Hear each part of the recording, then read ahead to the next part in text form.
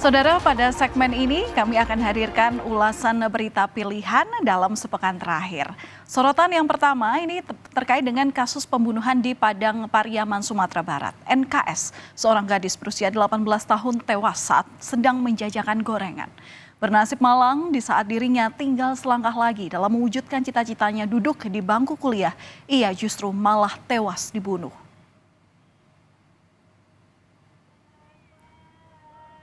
Inilah visual dari sosok perempuan yang diduga merupakan korban berinisial NKS saat tengah menjajakan gorengannya. CCTV rumah warga juga sempat merekam korban yang tengah menjajakan dagangannya. Menurut perkiraan pihak keluarga, gambar ini diambil sekitar awal bulan September atau beberapa hari sebelum korban dilaporkan hilang.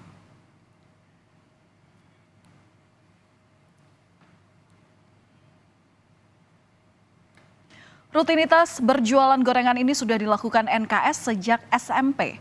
Awalnya sekedar menitipkan gorengan di kantin-kantin sekolah. NKS lalu menjual gorengan dengan berkeliling.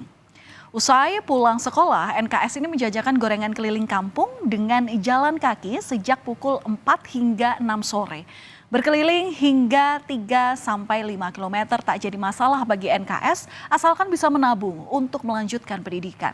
Sang ayah yang awalnya sempat melarang NKS untuk berjualan gorengan akhirnya luluh karena kegigihan NKS.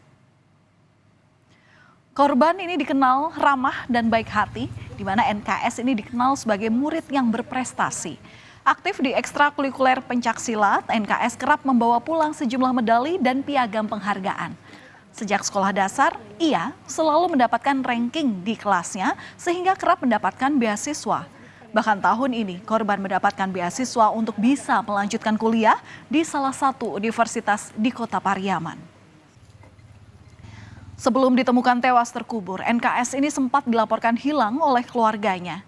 Jadi pada hari Jumat di tanggal 6 September, seperti biasa NKS ini berjualan gorengan untuk keliling kampung pada pukul 4 sore.